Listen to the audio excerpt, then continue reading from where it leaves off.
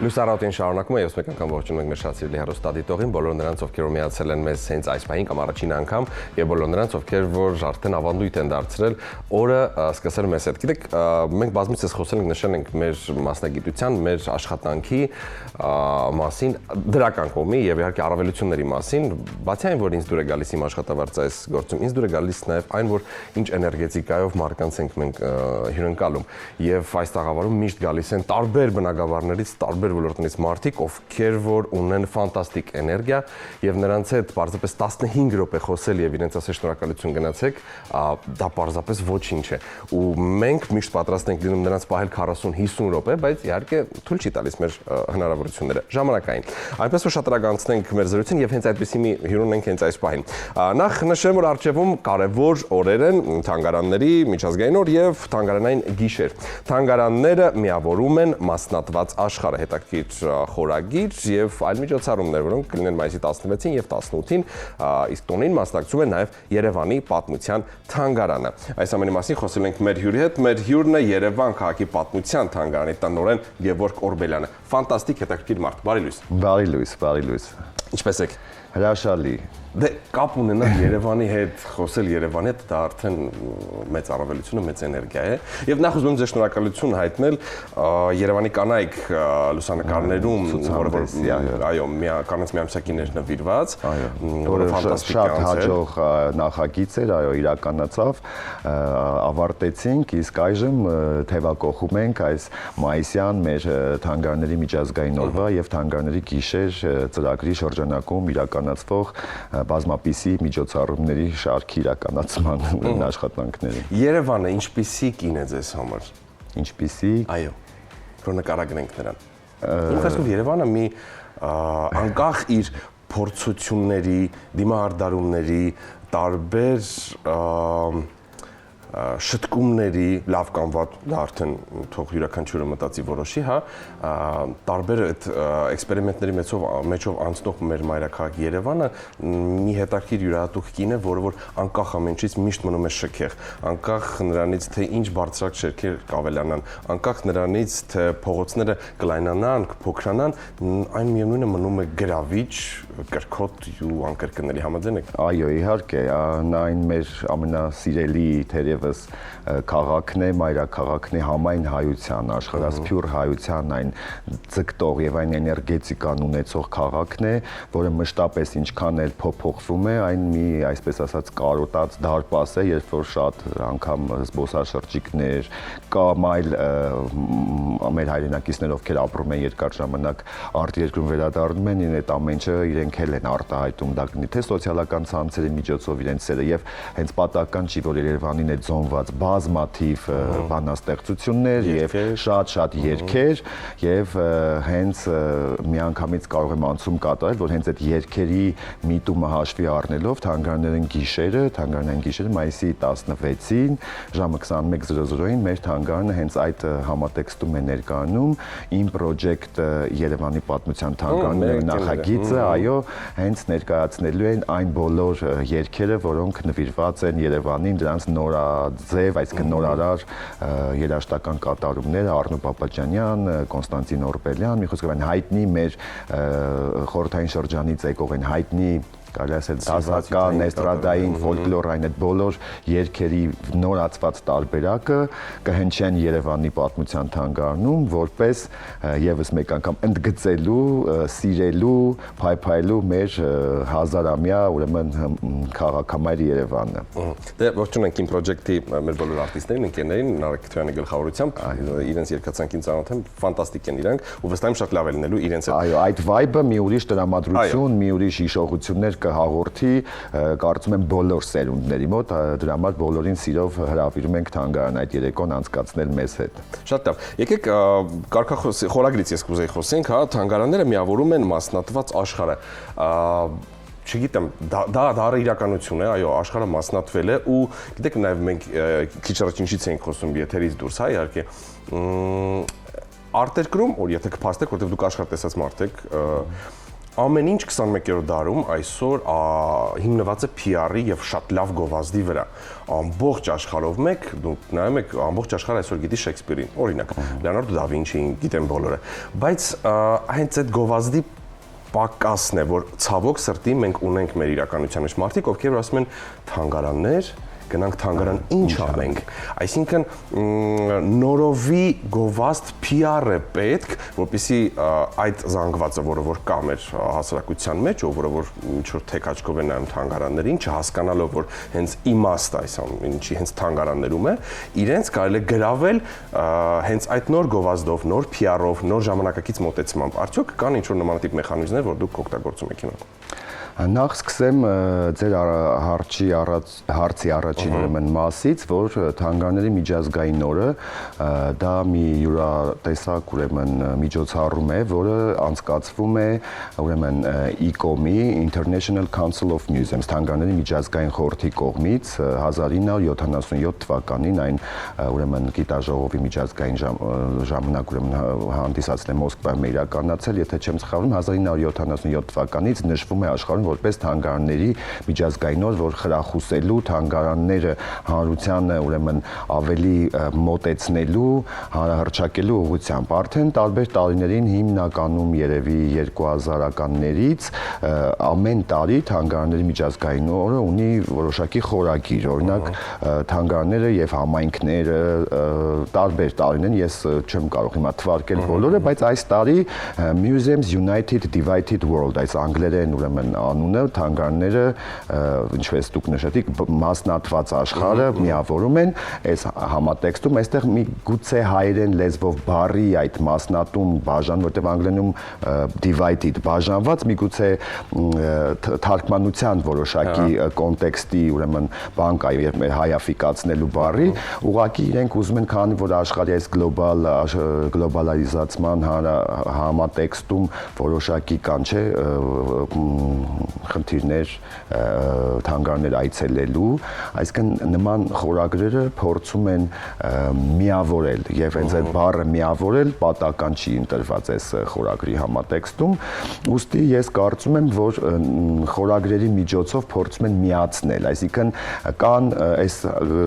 ուրեմն խորագրի ներքո մենք կարող ենք տարբեր ընկալումներ ունենալ, տարբեր դրսևորումներ, որոնք ներկայացնում են թանգարանների դերը համաշխարհային զարգացման համատեքստում, միտեղ կարող է դա լինել արվեստի ինչ-որ մի ճյուղ, միտեղ մարդկանց, փոխհարաբերությունների, այդ ուրեմն աշխարհի ուրեմն քաղաքական մասի, պատերազմների, համավարակների, այսինքն այս ամենը դրսևորումներն են եւ ընկալումներն են այլ ձևաչափով, որոնք խոսում են միավորելու եւ միասին ուրեմն գնալ դեպի ուրեմն արժանավույնը ներկայացնելու իրենց պատմամշակութային ժառանգությունը, քանի որ այս ամենը ուստի հենց միտված է պահպանելու եւ հանրահռչակելու հենց պատմամշակութային ժառանգությունը ամբողջ աշխարհում, քանի որ բազմաթիվ պատերազմներ են լինում, զոհերի արդյունքում նաեւ տուժում է հենց պատմամշակութային ժառանգությունը, ուստի նմանատիպ խորագրերով փորձում է ICOM-ը, այսինքն այդ միջազգային խորհուրդը թանգարանների նպաստել դրանց չեզոքացմանը եւ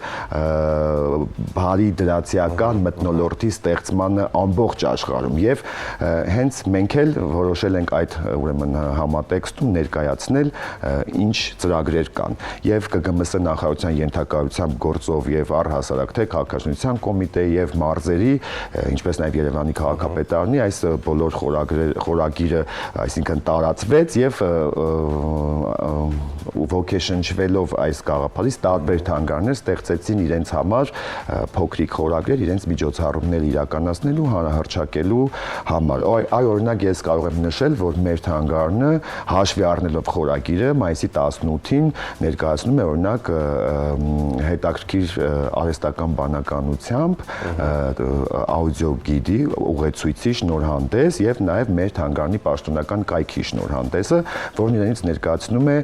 QR կոդի մի տարբերակ, մենք համագործակցելով DigiArt ուրեմն ընկերության հետ, ուրեմն ստեղծվել է Telegram-յան մի բոտ, որտեղ այցելուները կարող են QR կոդով հպումով սկանավորել, ստանալ եւ միանգամից 60 լեզվով լսել հետաքրքիր պատմություններ։ Դա արհեստական, դա շնորհանդեսը լինելու է մայիսի 18-ին, քանի որ ասում ենք միավորում է բաժանված աշխարհը, այս մասով մեր թանգարանը առհասարակ թվային տեխնոլոգիաների կիրառումը թանգարաններում նպաստում է նրան, որ աշխարհը մասնատված, բաժանված չի կարող լինել, քանի որ տեխնոլոգիան նպաստելով դրանց իրականացման ուրեմն տարբեր դրսևորումներին փորձում է աշխարհին, մարդկանց, հիմա ինչքան հետաքրքիր է, չէ, QR կոդը մեկ հպումով սկանն ես անում, Telegram bot-ում հայտնվում է, էքսպոզիցիայի մեջ դու տեսնում ես թվեր, դրանք սեղմում ես եւ ինչ լեզվով ուզում ես ընտրում ես հունարեն, ճապոներեն, իսպաներեն, իտալերեն, կարող ես լսել հետաքրքիր մեկնաբանություններ թանգարանի պատմության, առհասարակ երկրի, քաղաքի, մշակույթի մասին։ Այ հենց սրա շնորհանդեսը մենք անելու ենք մայիսի 18-ին մեր թանգարանում, շատ հետաքրքիր է, կարծում եմ, որ հենց ես ձեզ պատասխանեցի այդ եթե չեք նեղվի, եթե նույնիսկ թող վարակիչ լինի, այսինքն այո, բոլորի համար, այո, նման քայլի գնա։ Այո, սա մի համագործակցություն է մասնավոր ընկերության հետ թանգարանի, այստեղ կամ այն հարցին, որում են պետք թանգարները, փաստորեն թանգարները իրենց ուրեմն, քանի որ թանգարների հիմնական նպատակը հավաքել, ուսումնասիրել, պահպանել, հռչակել, դրան զուգահեռ իրականացնել կրթական ծրագրեր ամեն մի նախագծի շրջանակում իրազեկել եւ վերադիրքավորել, դուք ինչպես ասացիք, բրենդավորել եւ մատուցել, դա կլինի պատմությունը, արվեստը, ընդհանուր մշակույթը, ճարտարապետությունը, ինչու՞ չէ հիշողությունը, մարդկանց ժառանգությունը, այսինքն տարբեր ասպեկտներով թանգարանն ունեն գործառույթներ անելու եւ գաղտնիք չէ աշխարհում ինչի ասես թանգարան չկա, ընդհուպ միջև պրյանիկից, ջրի, չգիտեմ, մասնավոր ընկերությունների, վախի, սարսափի արդեն թանգարանները ստեղծում են նաև օրինակ զգացմունքային թեմատիկա, այո, թեմատիկա եւ բնականաբար ներմուծելով ուրեմն այստեղ նորարարական տեխնոլոգիաներ, այդ ամենը վերածվում են որոշակի իմաստով նաև անիմացիաների, շոուների, շատ թանգարաններ կան, որ դասական ցուցադրություններին կից գործում է հատուկ տարածքներ 3D զոնաներով 360 աստիճան էկրաններով, որտեղ փոխանցում են այդ զգայական, երաժշտության, տեսողական, լսողական այս համակարգերով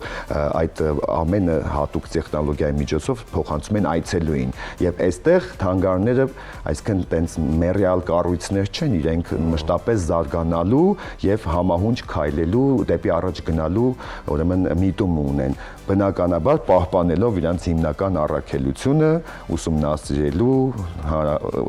թեմատիկ ուղղությունները եւ այն բոլոր հանգամանքները, ինչով նրանք ուրեմն ծառայում են հանրությանը։ Շատ լավ։ 1931 թվականին է ստեղծվել Երևանի թանգարանը ու այս տարիների ընթացքում այն տարբեր հասցեներ է փոխել։ Էլ Մաշտոցի վրա է եղել, էլ Ամիրան է գնացել ու հիմա կարծես վերջապես արդեն գտել է իր հանգրվանը Երևանի քաղաքապետարանի շենքում։ 20 տարի այստեղ է արդեն։ Վերջապես արդեն այդտեղ չեմ կարծում որ տեղափոխվի, որտեղ իսկապես հենց այր տեղն է իսկական, հա։ Ու եւ 100,000-ից եւ ավել նմուշներ կան։ Այ հետաքրքիր է 18-ին, 16-ին արդյոք երևանցիներին եւ հյուրերին, բոլոր տուրիստներին եւս սիրով հրավիրում ենք, կան նմուշներ, որոնք այլ կողմից կներկայացվեն ներկաներին, կան ինչ-որ նոր բաներ, կան ինչ-որ հավաքածու, որի վրա շեշտ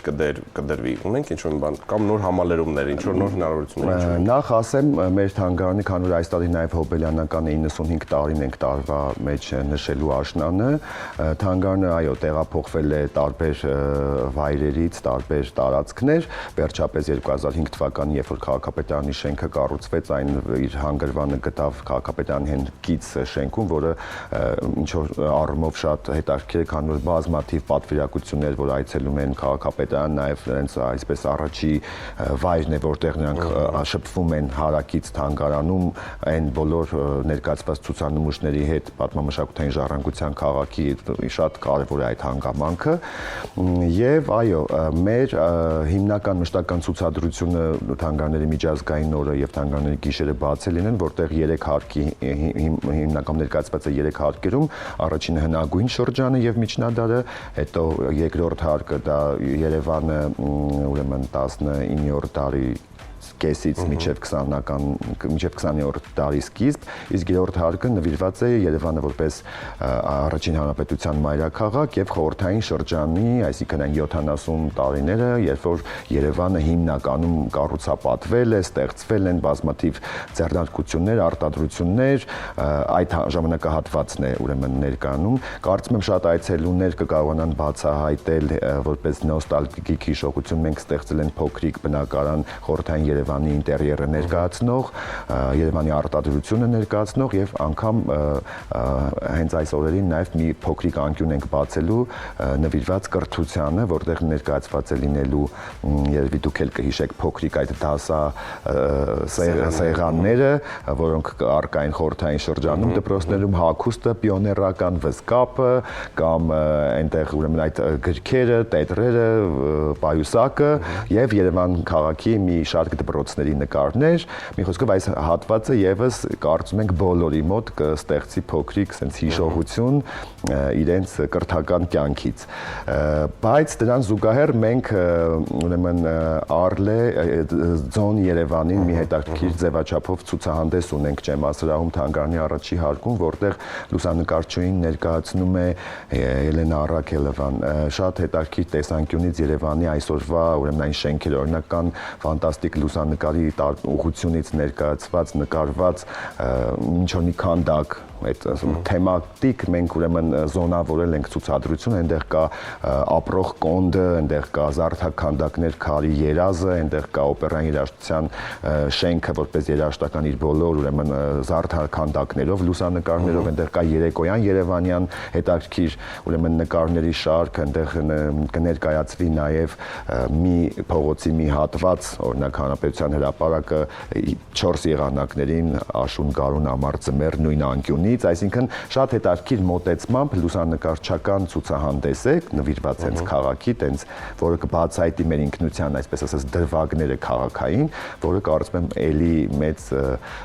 հանրահռչակում կվայելի, որոնք խոսեն հենց երևանցիների կամ այստեղ ապրող մարդկանց այդ հիշողությունները իրենց տեսածը, որտեղ անցնում դառնում են, միգուցե չեն տեսնում, բայց լուսանկարչի դիտանկյունից դրանք արդեն կծառայեն հանրությանը այն մասով, որ արդեն կսկսեն ուշադրություն դարձնել այդ ամենին։ Մի խոսքով մեզ սպասվում է, այո, այս ամենը մենք սպասվում է թանգարանների գիշերը, ցուցահանդեսի բացում, այնուհետև երաժշտական կատարումներով համերգ, մշտական էքսպոզիցիայի դիտում մինչև կեսգիշեր, իսկ արդեն 18-ին մեր արհեստական բանականությամբ ժամանակակից տեխնոլոգիայի կիրառումը թանգարաններում,